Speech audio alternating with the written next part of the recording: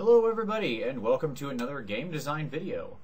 And today we're going to talk about a big challenge in game design, and that is giving the players what they want.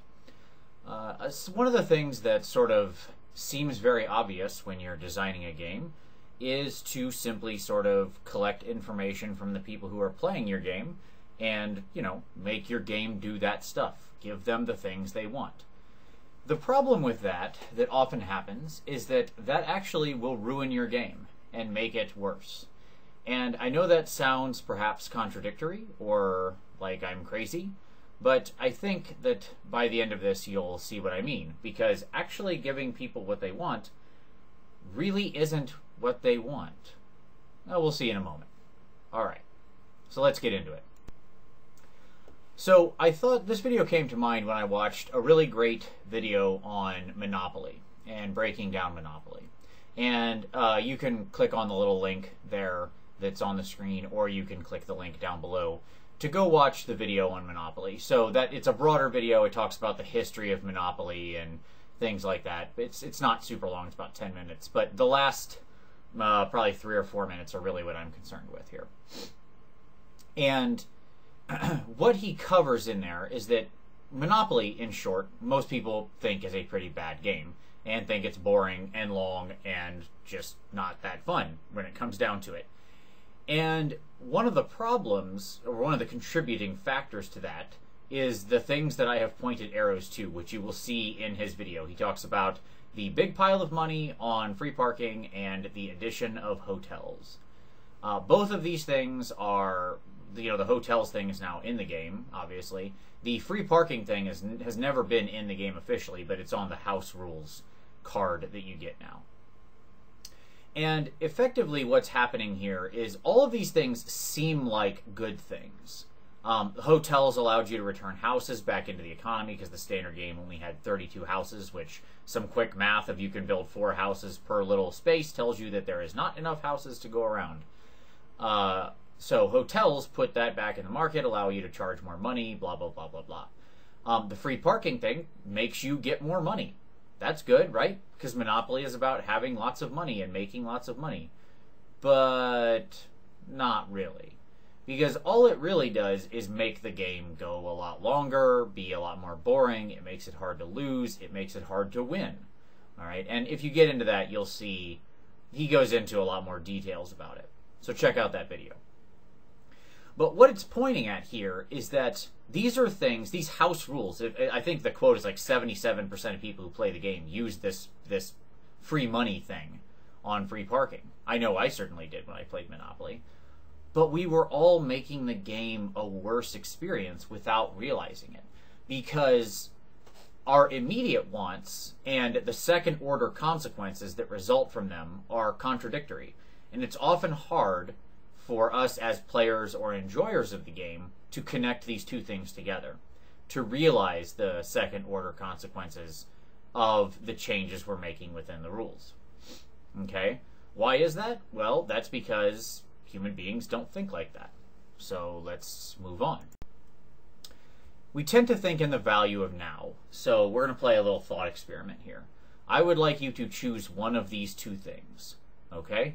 You can either choose $50 right now, like this minute. I'm not going to actually give you $50, but just imagine that I were giving you $50 now. Or you can get $100 1 year from now. Okay? I'll give you a second. Think about what you want. Okay. Statistically, most of you chose $50 now. All right? Even though it's less money, I mean, it's quite obviously less money, the value of now is simply more prescient in your mind. $50 in your pocket now can be spent. There's things you probably are thinking about you would want to buy, whether they be, true things you need or just fun wants. It would be better, in general, you think in your head, to have $50 in your pocket now than $100 in some amorphous future time. Okay, but let's play a different game. All right, so again, choose one. You can either have $50 10 years from now or $100 11 years from now. So think about that.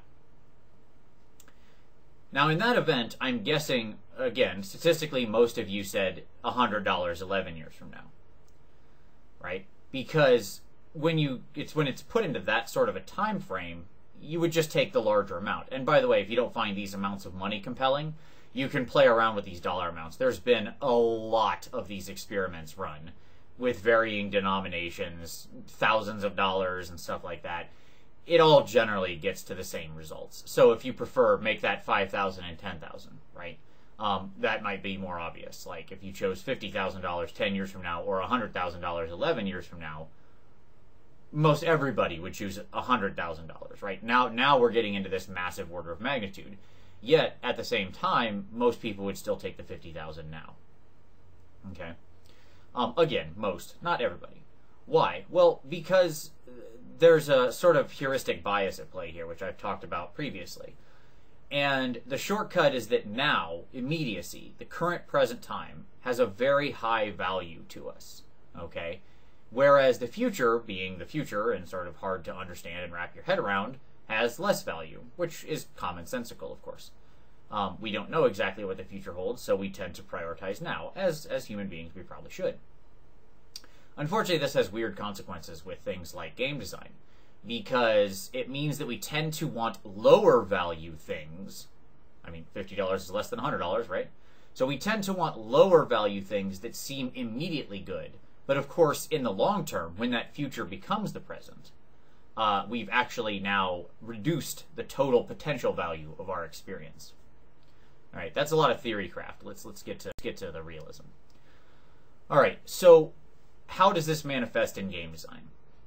I kind of already touched on it. Basically, they want things that seem real fun right now, but decrease the overall experience later. And I'll give you some easy examples in non-Warhammer space to perhaps start less controversially. Okay. Here is probably the most egregious and obvious. And that is the treasure hoard in role-playing games, the Monty Hall games. So if you've been playing for a while, you may have even seen reference to this. Way back in the 2nd edition DMG, they talked about the danger of Monty Hall games. Monty Hall being, of course, a reference to the game show. But effectively, this was just when you reward your PCs too much. Every PC wants treasure and loot and sweet magic items and money, right? That's fun. It's awesome. Who doesn't love getting stuff in role-playing games? It's cool. The problem is when too much becomes available too easy, the value of the experience goes down. Moreover, so not only does each additional piece of treasure have a diminishing marginal utility, that is to say, each one is less valuable than the previous one, right? And so, hence, you're actually decreasing something that should have a static or increasing value. But in addition to that, you're decreasing the overall experience of the game because things are less challenging. In general, you blow through larger parts of the world. You become more distinct from the world you find yourself in as you become this insane magnate of wealth and power, completely distinct from humanity, right? Okay, so that one's pretty obvious, but let me give you a slightly different example from the realm of video games. So anybody who played Doom back in the 90s, as I did obsessively, will remember good old IDDQD, right? Which was the cheat code to put on God mode. And this is really proto-internet. I think I got my first game of Doom on a floppy disk through some shareware. People were passing it around. And so, like, the idea that you could go on the internet and find these codes, that really wasn't a thing. Or at least not a thing I was smart enough to do. I don't even think I really had the internet at that point in time. And so, when you sort of learned through the grapevine, right, when one person would tell another person and this would make its way out there in the world that this thing exists. It's IDDQD. It's these codes you can put in. And it makes you invincible. Your health is at 100% all the time. You can do anything. You're unkillable. Oh, that was amazing to me. 13-year-old me or whatever thought this was the coolest thing in the world. Because Doom was a very hard game. It was really easy to just get murdered by all of these crazy demons. But there was a problem with it. When you turned on God mode, the game got boring really fast. Like, so fast. If you played it back then, and I believe this is carried through into some of the newer Dooms, although I will admit my ignorance of them, it's terrible. You play it for maybe some short amount of time, let's say another hour tops, right? Where you kind of run around and kill everything and you beat the game and you're like, yay, that was cool, but you risked nothing. The immediate fun ruined the overall experience, okay? And this can crop up in all sectors of game design. What people wanted immediately was actually detrimental to the long-term experience. Alright, so we know it's coming, so let's get into it. Let's talk about Warhammer and how we want it all, right? So this thing has haunted Warhammer for a long time. And it's a real challenge because introducing, as I say in the second bullet point there, introducing new things into the game is really vital. So something you have to keep in mind about any game like Warhammer is that, one, it's got a very high barrier to entry. Even in its current state of Age of Sigmar, there's still a decent barrier of entry. It's certainly lessened, sorry. But it's still there. It costs money, it costs time, it costs talent. You have to learn how to paint or something, right? To some degree, you got to learn how to put paint on a figure. I'm not saying you need to learn how to win a golden demon, but there are techniques. You need to learn rules and how to play and how to interact. You got to get friends who also want to play. These are all barriers of entry. And it's tough. It's tough to get over that hump. And the challenge is, at the same time, you've got old players who are going to leave. Again, I don't know what the churn percentage is. If it's like a lot of other industries, it's about 20% per year. Okay? I would suspect that they're dealing with something higher.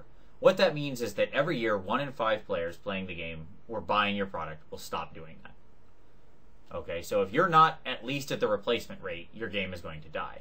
Introducing new exciting things you can put in magazines, things you can talk about, things that draw older players to buy more stuff, to stay engaged, is vital. Right? But at the same time, introducing too many things, or just simply trying to fill in boxes in a bottom-up style, where you're just sort of making sure that every army has everything, can exactly lead to this problem. The immediate want of satisfying the market need of people want new stuff decreases the overall value of the game in the long term. Let's give a couple specific examples. So here's the first one. These are obviously the 6th and 7th edition army books, but I think it's instructive. This was sort of an explosive thing over time as we kept adding different armies. You know, what was, say, Chaos, right? If you go back to 4th or 5th edition, became the Demons of Chaos, the Warriors of Chaos, and Beastmen. That one book became 3 books. 3 whole built-out armies, 3 armies that needed to be expanded and given units and all that sort of stuff. More models, more things to support, right? Undead split into Tomb Kings and Vampire Counts, and these sorts of things. And this kind of goes on and on and on. Now, I'm not going to say I don't love this. Of course, as certain players, especially if you're somebody who happens to play one of these books, if you're a Beastmen player, and, you know, you played Beastmen when they were just part of the Chaos faction, and you were kind of struggling to make a whole army out of the basic, like, Gore, Ungore, and, let's say, Minotaurs, I think is what they had back in Chaos, and that was about it. Which, ironically, is probably what most Beastmen armies looked like through most of 8th edition. Except get rid of the Ungore. You were probably super thrilled to get your own book, right? That was great. Who wouldn't want that? Of course, the problem is that in the long term, it makes the game harder to support. It means less releases for everybody else, because there's an opportunity cost there, right? They can only make so much product. And there can only be so many Beastmen players. And now, instead of having one buyer persona, i.e. the person playing Chaos, who any release, a Demon's release, a Warrior's release, or a Beastmen release, any of those things could have been useful for, and that buyer could have purchased any of that stuff. Now, that person is only going to buy whatever they've happened to align with of the 3 books, right? So it becomes challenging in the long term. So I mentioned the bottom-up design, what I'll call filling out the grid, right? This one is really sort of long-term egregious, and this is a big one for 9th Age and a challenge they're going to face. Players want the grid filled in. In other words, imagine on the left is every army. So the big list of all the armies you just saw, right? Picture a grid in your head. And the vertical is every army. And the horizontal is every type of unit, okay? And you can get as granular with this as you want. Infantry, anvil. Infantry, hammer.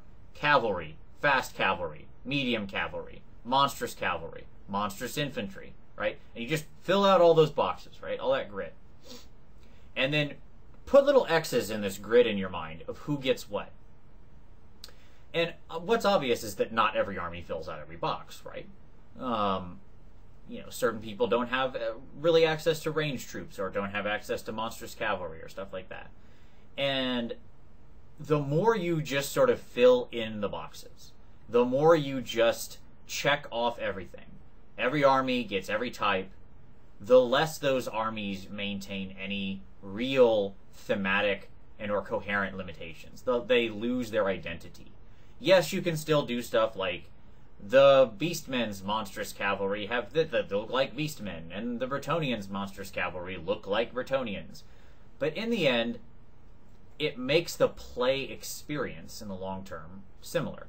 And so one of the big challenges of game design is not designing, knowing when to stop, knowing what to cut. In the same way that good writing, you have to kill your darlings, such it is for designers, and hence it should be the onus upon us as players to realize that in the long term, we're actually damaging the game if we ask for every one of these boxes to be filled in. Okay?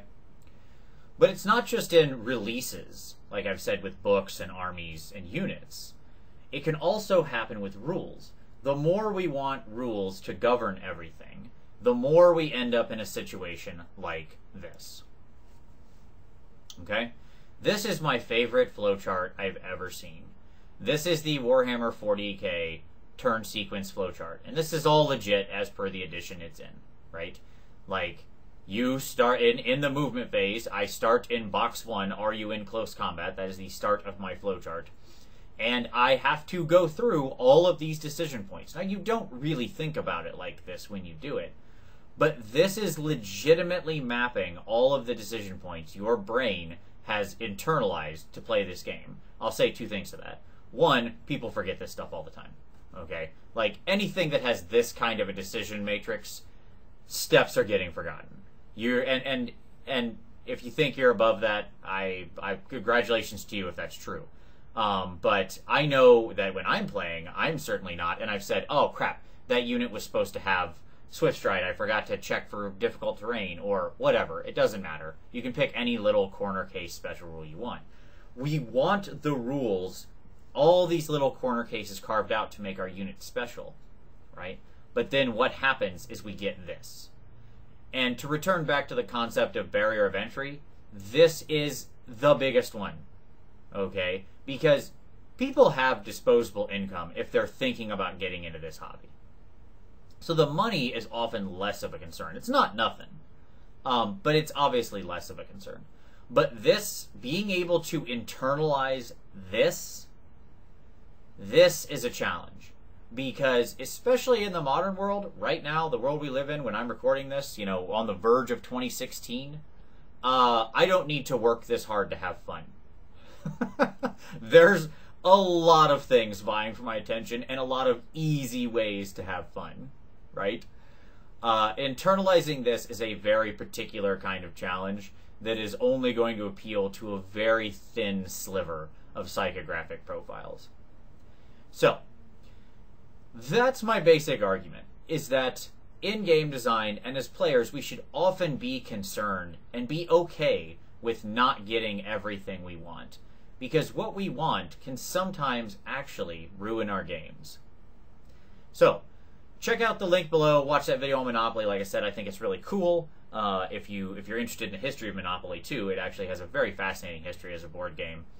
Hopefully this will make you think a little different about, you know, sort of what you want out of your game, and make you maybe examine more critically of the impacts of that thing. And for the game designers out there, hopefully this helps them to think more deeply about what you're putting in the game and what are the long-term consequences of that thing. Hope you found this interesting. As always, I really appreciate you listening and watching, and we will see you next time. Have a good one.